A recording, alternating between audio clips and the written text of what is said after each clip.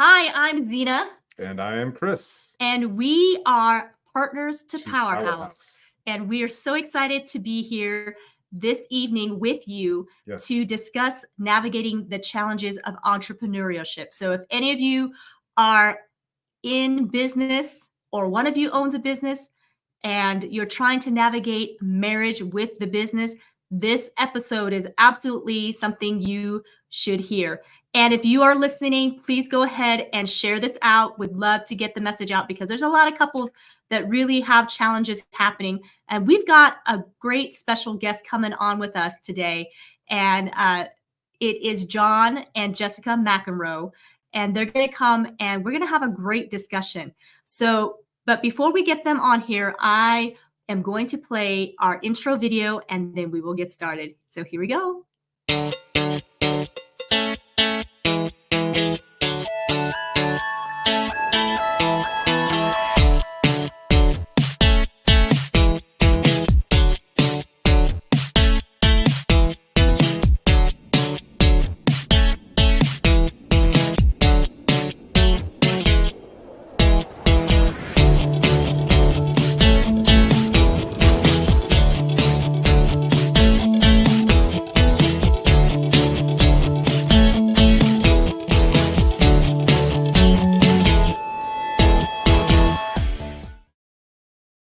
All right, so we are back in action.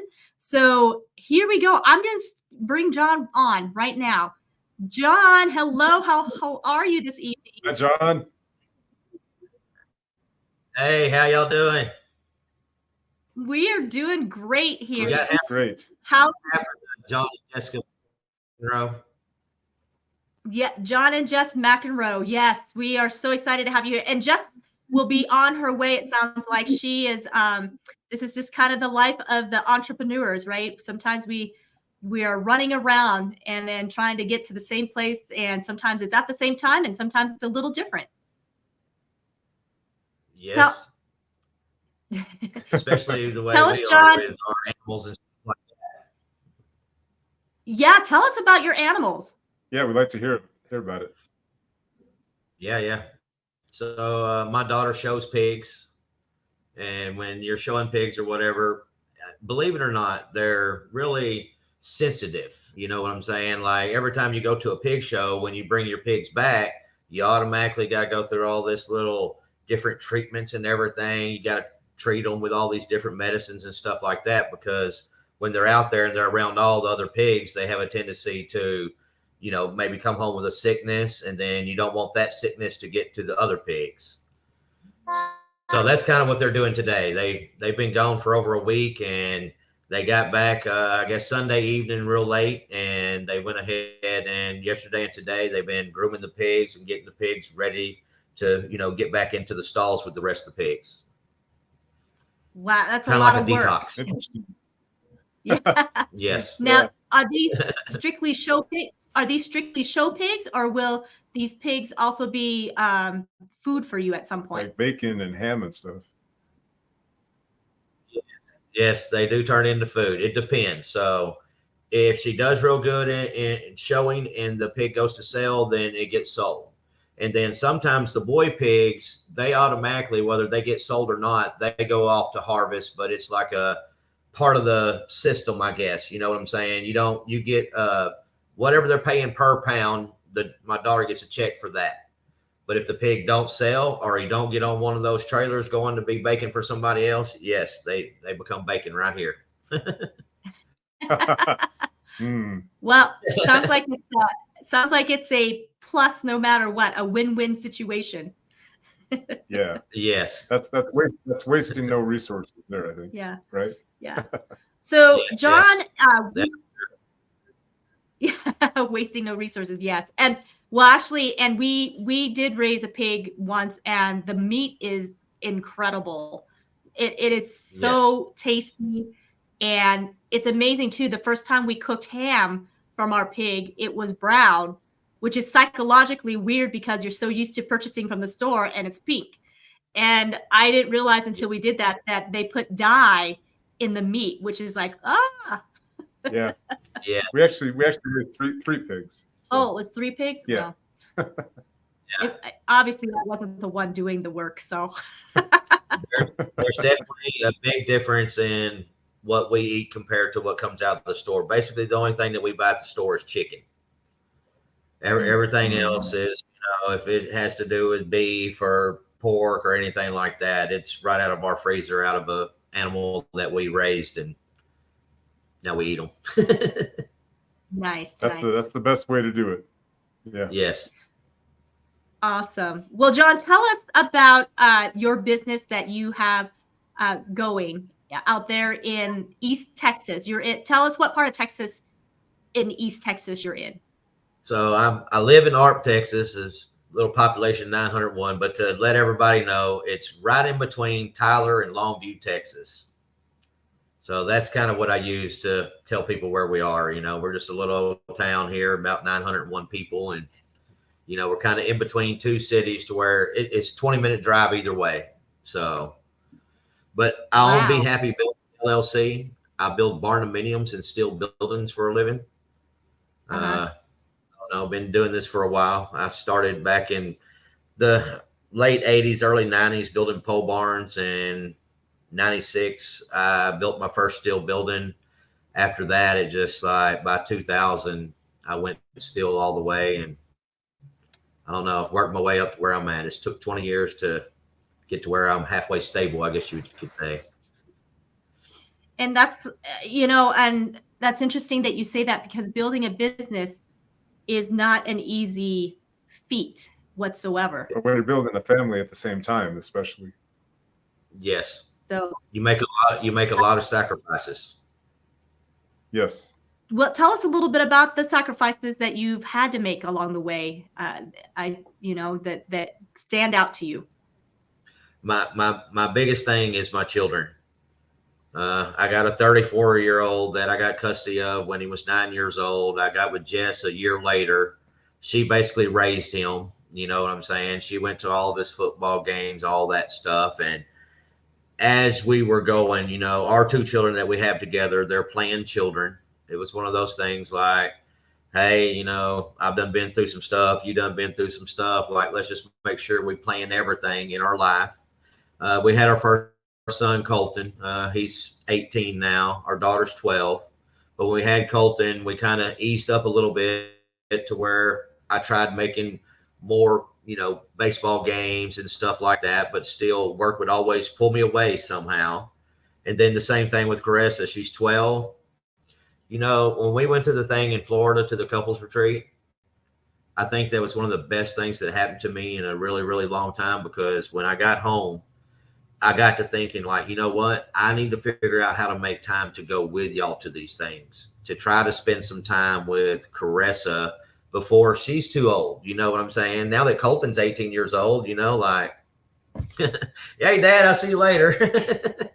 That's what you hear from him. And I just figured now I got a few more years with Caressa that I'm actually going to try to spend way more time. And if I can go to these pig shows and show my support that way, but the sacrifices that play most in my mind is with my children. Yeah. And the way that I think about children, our children we raised, not in every sense, but in one sense, is that they're an investment into our future, largely, and they're an investment into so many other people's future, so it is an investment that we need to spend the time in. So you're right on with what you said. And I would imagine that most parents, when their children are getting close to adulthood, look back and wish they would have maybe spent more time with them on certain things. I think that's probably a fairly normal dynamic.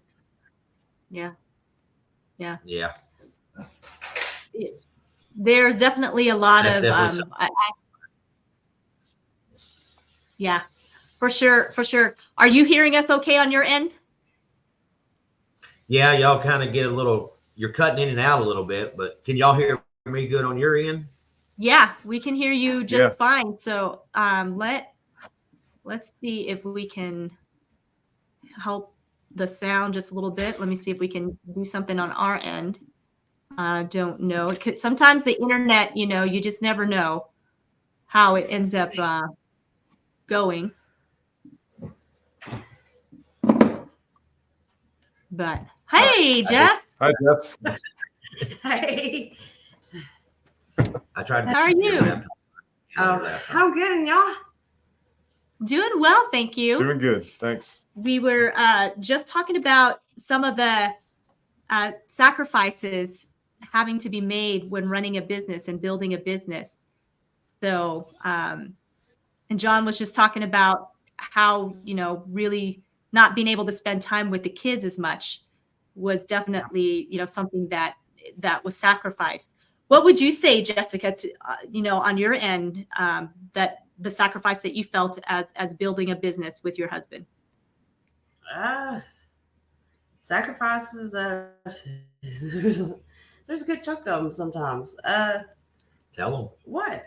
So it's time with each other. I mean, like sometimes it's hard to delegate in between the personal and the business.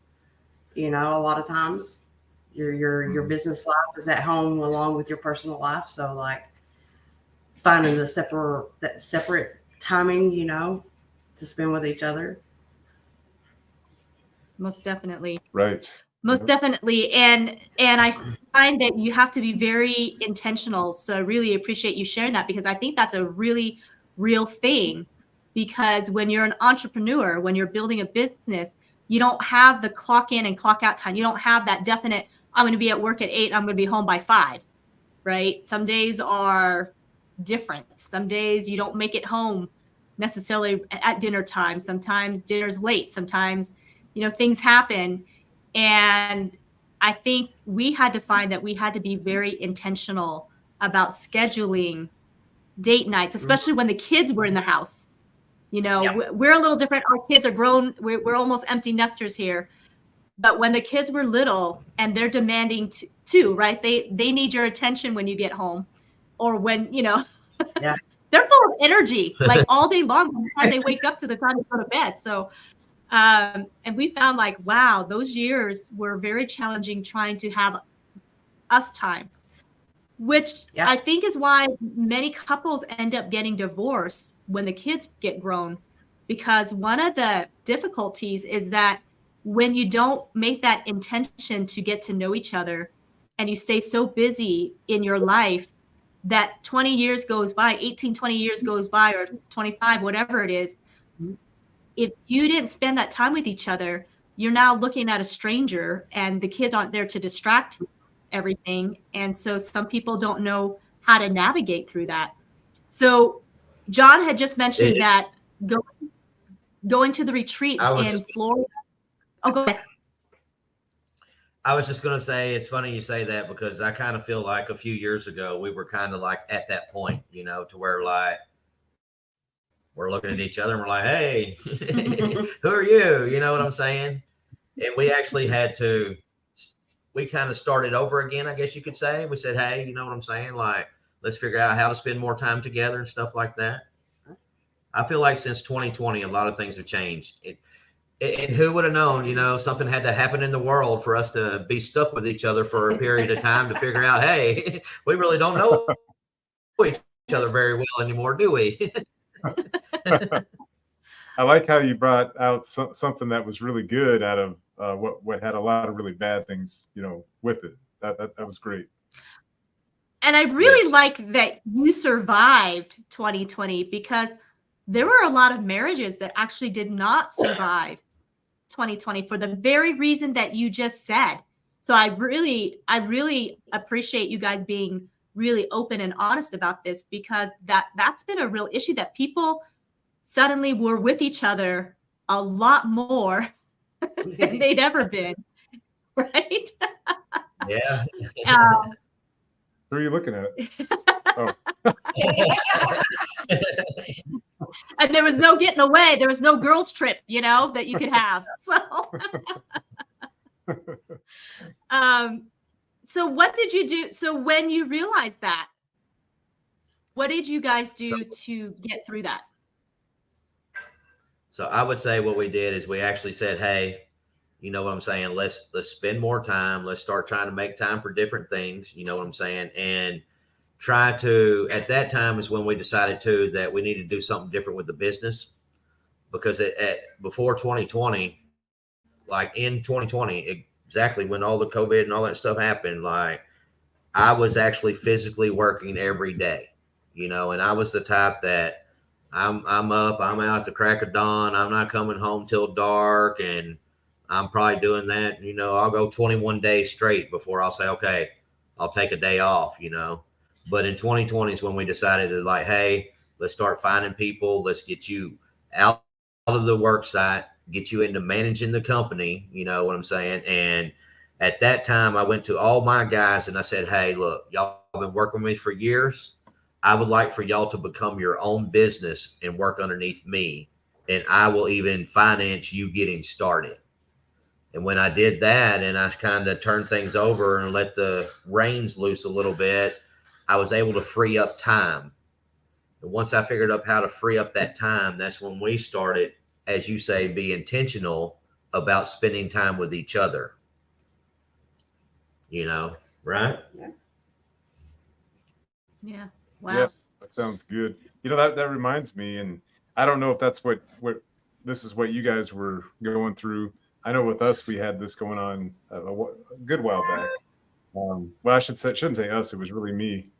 But my view of being a provider for my family was really financial. It was working and providing, and it was kind of limited to that. I didn't think much past that, and that can be well, that's just an incomplete, you know, way to do it.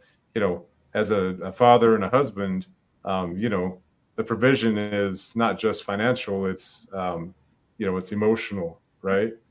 It's intellectual. It's time spent with each other. It's relational, you know, and it's probably a few other things as well, spiritual, you know, too. Anyway, that's what it reminded me when you were telling me about that. Well, and I think that that's a really good point that you make there, Chris, because it seems like that is the struggle for a lot of entrepreneurial mindset people, and for men who've taken on that provider role, that you feel like it's okay to sacrifice my time with the family because I got to bring in the income to pay the bills. That's my role, and that's what I'm going to do. And I'm really glad that you came to realize that being a provider meant so much more than just the money, because Me too. the reality is that most wives really would rather have their husbands and not have as much money than to have a lot of money and not have their husbands. And that's the reality, you know, that I think some couples haven't quite navigated through that or come to that conclusion. Would you find that to be the case here, or what would your take be on that situation? Yeah. I would say yes. And I would say, like, for us men, so it was kind of bred into us, I guess you would say, like, you know, the men before us, you know, that's what that's what we seen. You know what I'm saying? I didn't see nothing but which I had a stepdad, but I didn't see nothing but, you know, a dad that went out, he went to work every day, come home every night, mother had, you know, his supper on the table, you know, all that good stuff. So that's what we seen. And naturally you got to make a decision and say, you know what, this is just a cycle of life. So I want to change that cycle. I want to do something. You know what? Before 2020, I didn't do dishes. I do dishes now. I cook supper tonight. I might have burnt that chicken a little bit, but I cook supper tonight. He does laundry too. Hell, I do laundry too. Wow. That's great. Yeah. Yeah. How's Before his cooking, 2020. Jess? How's his cooking, Jess? He gets creative. He's He's very good. creative. He does good. He's doing a great Yes, job. Good. Good. Great. Well, I'm glad. Well, and I think it's easier today too, John, because we got YouTube, so we can always look up recipes. Right. It's not I'm like a the, spice not like the old rack. days. I'm a spice rack guy. I take all the spices and I just throw a whole bunch on there and cook it. Well, That's awesome. I'm really glad to hear that, because it truly is a partnership, right? I mean, yes, we have roles, and yes, we have gifts and talents, and sometimes one spouse is better at something than another, but it doesn't necessarily mean that that one spouse always is the one that has to do the cooking or do the dishes or clean the floors and that sort of thing. And that's a love language too. If you're familiar with the 5 love languages, for some people, the acts of service is a huge love language. Being able to, and that's for me. I was going to say, yeah. This lady. That's probably my top is acts of service, is that when Chris does things for me, such as that, it really tells me that he truly loves me, that he cares, and he's thinking about me. And I'd rather get that than an expensive gift. Not to say that I don't ever like gifts, but that's not my number one. Can I interject? Yeah, of course. On you? What she likes is acts of service from me, but the gifts she really likes to go and shop for herself. Because she really likes to shop. Yes, I do like to shop. It's my gifting. You ain't shopping. I can go shop for everybody else. Myself is just like. I hear you. I hear you. Well, when you've got a house full of kids and you're already shopping for everybody else, going shopping for yourself is probably not the downtime that you're looking for. So speaking of that, Jessica, what kind of downtime or what kind of things that do you like that make you feel loved and appreciated? Him stepping up and doing the washing the dishes and cooking the supper, and like he'll come in there and like he gets up early. I'm up at 6, I'll say, like I'll walk in and like he'll have my coffee already brewed up and everything for me. Like that right there is just like, it is better than anything else. I mean, that's awesome. Well, it is biblical for a man to make coffee. There's a whole book in the Bible, Hebrews. Hebrews.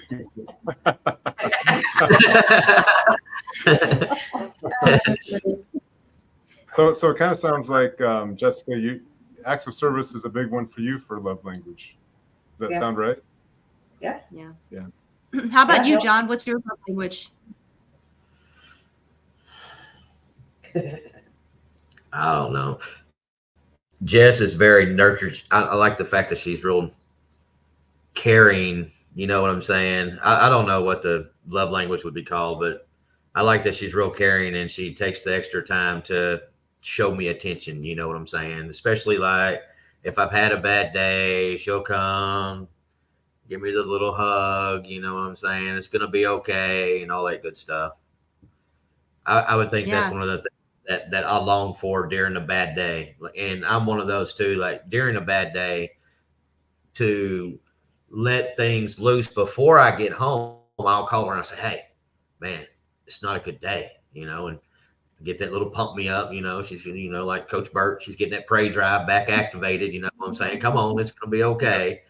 I know when I get home that night, I know that once we have our time together, I'm going to get that hug and it's going to be okay. Yeah, it's great. So physical touch, I would say, is probably that. Yes, that's my husband's love language too. He likes physical touch as well. Guess we're a lot alike, huh?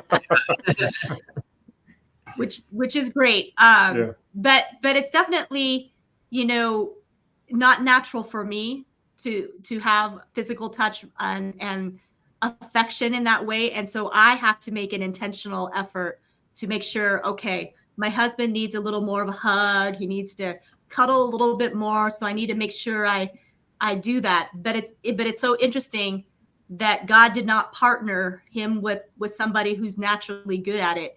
And I find it interesting that we have to work at each other, trying, making sure that the other person knows that they are loved and appreciated, that it really doesn't come natural like you think it should. At least I thought it should, growing up, watching movies, reading books. If you made your soulmate, it should be easy. I don't know. Maybe I'm the only one that thought that, but it didn't come out to be that way. I don't know. Sometimes I'm one of those. I believe God puts two people together so they can bring out the best in each one of them. That's absolutely correct. Yeah, That is absolutely correct. I agree. Yeah. Because we're totally different in a lot of ways. She's my yin to my yang is what I always say, you know, but he put us together for a reason, you know. And then I think what you could add on to that is that he put us together also so that together we are better, probably much better than we ever will be alone, you know? Absolutely. Yeah, that power of partnership. No, you actually hit it on the head, John, that we were designed to complement each other, to bring out the best in each other, to lift each other up so that we can go further, faster, whatever, endurance together with each other versus alone. And that is the reality, and that is why many times opposites do attract it. But because the opposites are there, that means we have to work through the differences. And how long have you and Jess been married for? That's gonna be 22 years. Wow. You're 2 years more than us about. Yeah. Yeah. Yeah, 20. Yeah, so we're in the second decade. We're heading into the second decade of our marriage. Our 20-year is actually the end of March. So Really? so it's So we're almost to 20. We're almost to 20, almost to that second decade, and it does keep getting better and better. But the first decade took a lot of getting to know and navigating through communication. I know for us, learning how to communicate, and we're still learning. I don't want to make it sound like we've arrived. We haven't, but we've got better tools now. Communication is huge. How about you guys? What have you experienced in communication, and where have the challenges been for you guys? In 2020, that's what started it all right there. Is like, so before 2020, back to that deal or whatever, we were kind of living two separate lives. You know what I'm saying? Like, I really didn't participate in anything. She went on vacation. She did different things that I wasn't involved in. And I think that really and truly the communication thing is very, very, that is what has changed to everything. Without the communication, you lose the connection. Yes. Yeah, it is essential. I have a question for you guys. And really the question comes from my curiosity with you guys in relation to us. I'll go ahead and tell you, with us, we're getting much better at it, but we have a tendency to talk, when we get together, we talk business a lot, sometimes more than, you know, than we do personal and the relationship. So I was wondering how that goes for you guys. What do you think about that? It's a big factor. I mean, we still do it. I mean, so this is what happens, really and truly. Like, I'm all about the business. I'm like, you know, I'm on it. I'm coming home. That's what I'm talking about and everything. And she's like, yeah, well, you know, we did this with the pigs. We did that with the pigs. And I'm thinking like, okay. I'm all about business. You're all about the fun over there. You know what I'm saying? Let's try to get a happy medium going here, you know? he calls the pigs all fun, but you still got him some of that. It's not all fun. But yeah, I would say that, like, for us,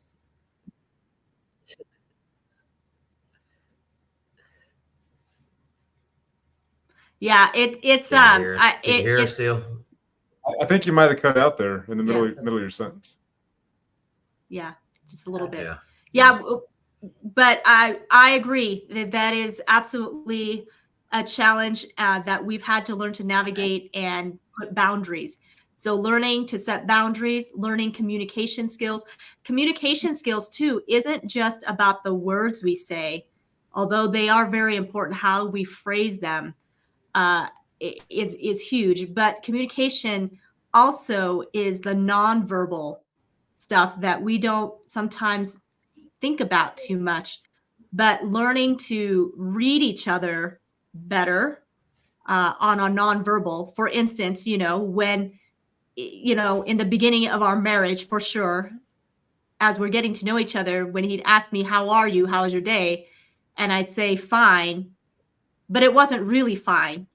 But he didn't know how to read my face or my body language to know to dig deeper.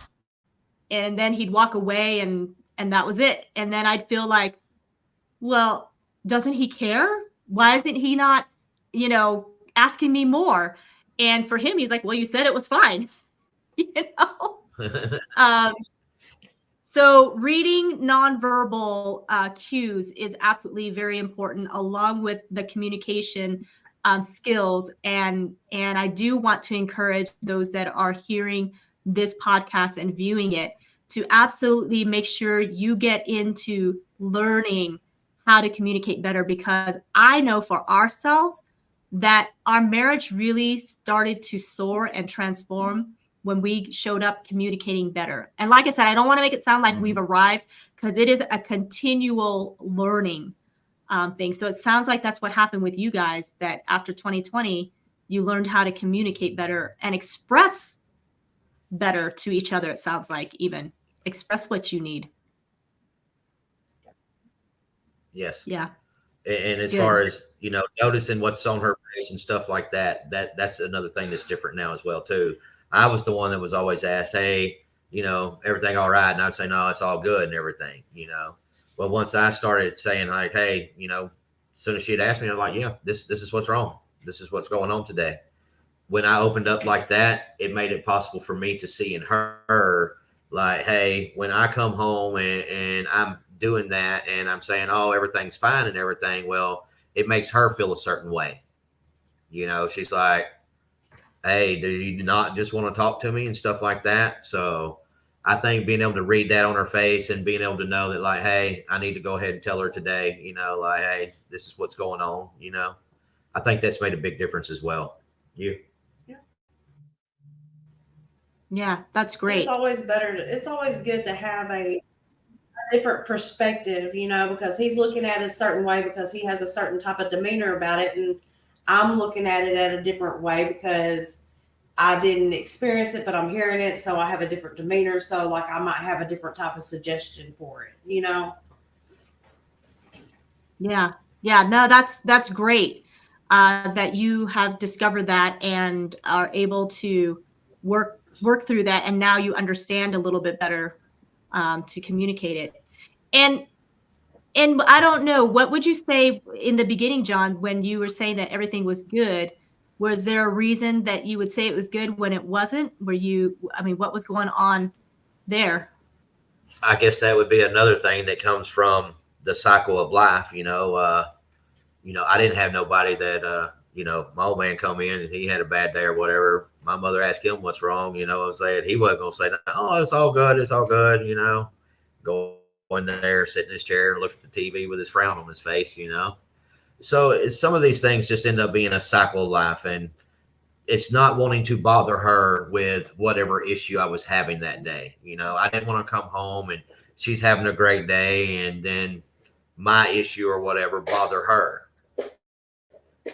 But I would say this, opening up to the communication part, it's easier to come home, say, hey, can I speak with you back here in the bedroom for a minute? You know what I'm saying? Go back there, say what you got to say, and then come back out. Mr. Be Happy's back. That's great. That's great. Well, you brought up a really great aspect of the relationship, and that is being open is so much better. Obviously, you can go to too much of an extreme. People that just talk and talk and talk and talk, and dominate the conversation. But the middle ground, is where each person is open with each other. And that's something that we've had to really work on ourselves, because definitely I've been more closed up, but she's been more closed up in different dynamics and ways, too. And we realize, if we're going to really seek to love the other person, we need to seek to understand them so that we know how to love them, and that takes, opening up and sharing with each other. Yeah, absolutely. It's a It's an interesting process, and it takes many times learning from other people. Like I know for us, we made a commitment in the beginning of our marriage to make sure that we got tools and strategies. So we had gone to marriage conferences, we had read books, we'd watch YouTubes, and we'd even have home groups where we'd have other couples come and we'd study, you know, a program together. And that had helped us over the years because it increased our knowledge for one, but also having the small groups, it also kept us accountable to apply the things that we learned. Because as you know, John, you had mentioned, you know, we all met at a couples retreat in Florida back in November. And those types of events are always great because you get to, like, we got to know you guys. So I feel like you're a good accountability partner. Like, you know what we learned at that couples retreat, you know, the things that were given to us. And so, you know, but the power isn't in the knowledge. The power is in the doing. And I love what you said, John, that when you came back from that, you started to apply the things that you learned at that retreat, and it has been better for your family. So what would you say, was that your first couples retreat that you had gone to? Yes. Or had you been to other ones? Yes, it was. Okay. So what were your thoughts on that? Yes.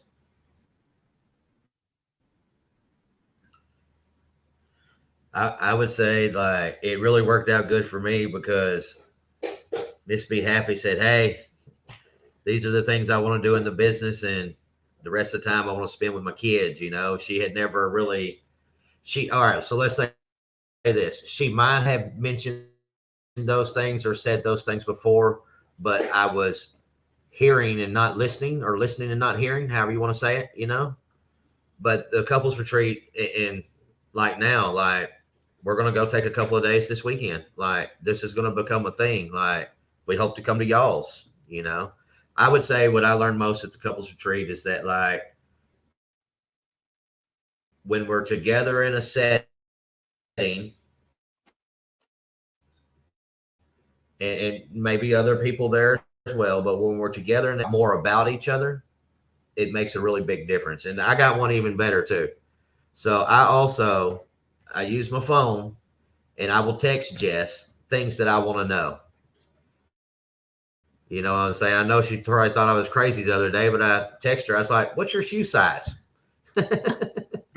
You know, like, 22 years together, and I really didn't know. I had an idea of what her favorite color was, and I had an idea of what size shoe. But now that if I want to know something, I'll either ask her, or I'm better with the text messages because of the bad memory. That way I can go back and look, okay, well, this is what size shoes she wears, you know, and go buy her a nice pair of shoes if I want to. He even knows how to make my coffee.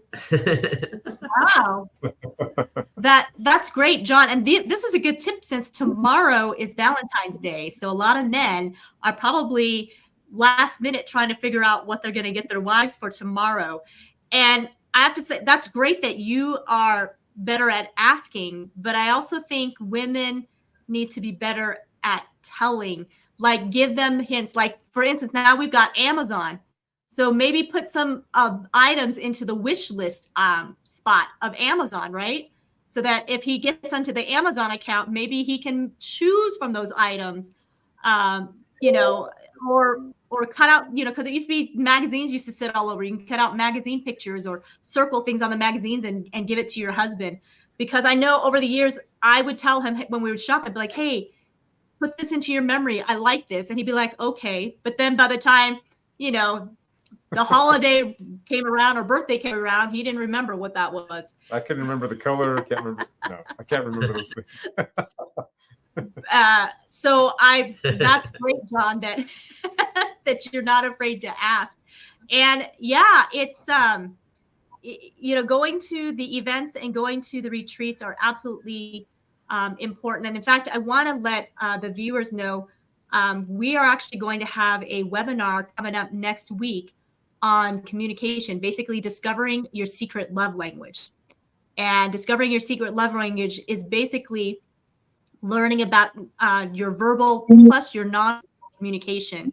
And so it's going to be a masterclass. And so I'm going to put this on the screen, but I'd love to have, it's free. So I want, people to sign up and come on and join in on this webinar, because we think it's going to be very essential for couples to really learn these things, just as you guys have spoken, how that had changed your marriage, basically, when you learn to communicate, when you learn to ask, when you learn to express yourself. And so it's so important. And yes, we also have an upcoming retreat, so we'd love to absolutely offer that to anybody that would want to come. But absolutely, share out this link for those of you that are watching, and let's get people on this masterclass, because I think it's going to be really, really beneficial. I'd love to just share what we've learned over the years. What do you guys have going on right now? I know you've got the pigs and going to the auctions and the shows, right? And then you're building bardominiums like crazy, John. And it sounds like you're looking to expand as well. I know you've got all sorts of ideas going on. So I am looking at expanding. We're making a bunch of transitions right now. So another thing, since I've been with Coach Burt, I've been working on systems and processes, trying to get the business to where, like, how do you hire somebody if you don't know exactly what they're going to do for you, right? Because I've done everything myself for all these times. So how do I hire a salesman? So I actually just talked to a guy the other day. He's fixing to graduate college or whatever, but he's went to college for, business management, construction management, and those type of things. He's a really smart guy. But I spoke with him, and he's going to help me get everything into one spot and everything, to where, like, I can pull away a little bit. And I think I figured out, that's another thing, doing the A to B. I figured out, like, what's highly enjoyable to me is going out here, being on these jobs, making my content, dealing with the crews, dealing with the customers and all that stuff. And everything else becomes a chore. So I'm actually in the process of hiring a person to do one thing. And then there's several other things that we're trying to do for Jess as well. Because like I said, when we was at the couples retreat, Jess said that she just wants to handle the finances and the contracts, and she really don't want to have to mess with anything else. So she is going to take and get everything together with the finances and the contract writing. And she's actually going to put a system together for that, to where she can teach somebody else how to do that system. So that's going to free her up with time. I'm doing the same thing on my end. I'm taking everything that I know how to do, and I'm putting it down to where I know a salesman needs to do this, this, and this. And we've kind of structured everything. I have to say, since meeting Coach Burt, a lot of things have changed in my life. Before then, I thought I would just work to the day I died. Now I see light in the tunnel. But I would say we're taking business to a whole new level. I would say this year our business will break 3 million. Next year, I'm going for 5. Good for you. That's great.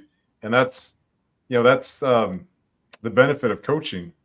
If you would agree, I mean, we're benefiting big time from the coaching. We never had done that before this last year. So it sounds like you guys have started to do that too, or have you been doing that for a while? No, July was my first time.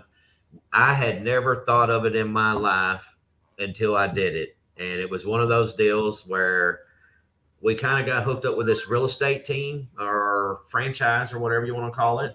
And we were, doing a little bit of buying and selling, real estate and stuff. And they said, hey, we're going to have this thing down in Cancun, Mexico. We're going to have this guy, Coach Michael Burt, there. Well, I want to know who I'm going to pay all this money to go see. I think a ticket was like $8,000, and anyway, I started researching and looking, and I started watching his videos and commenting and doing all this stuff. And then one day out of the blue, Brittany Hall calls me and says, hey, would you like, to do this, this, and this? And I was like, I don't know, what all does this entail, and this, that, and other. And before it was all over with, she sold me on years of coaching and the couples retreat.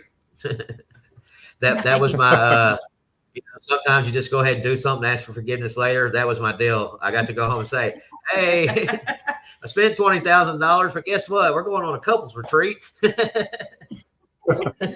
And it's with America's coach, Right. Coach Burt. Well, it's kind of like what Coach Burt's story was when he spent $100,000, right, on tickets to Grant Cardone, and he had to figure out how he was going to tell his wife. Yeah.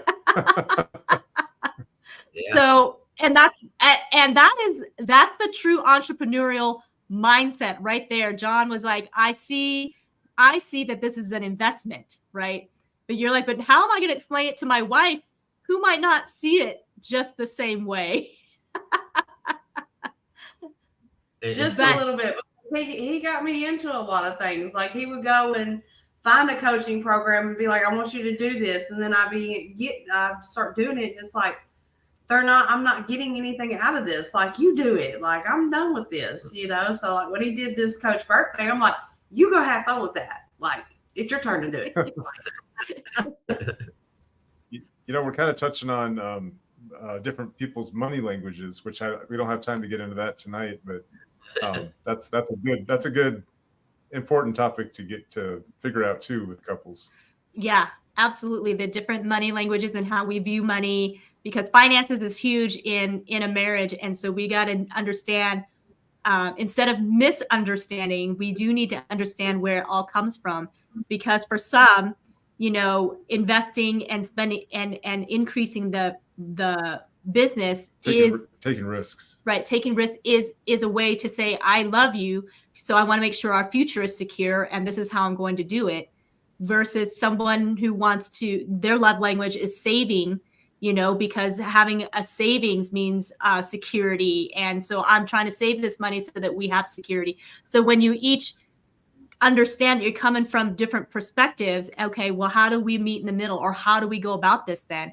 We obviously have two very different viewpoints, but let's talk about this.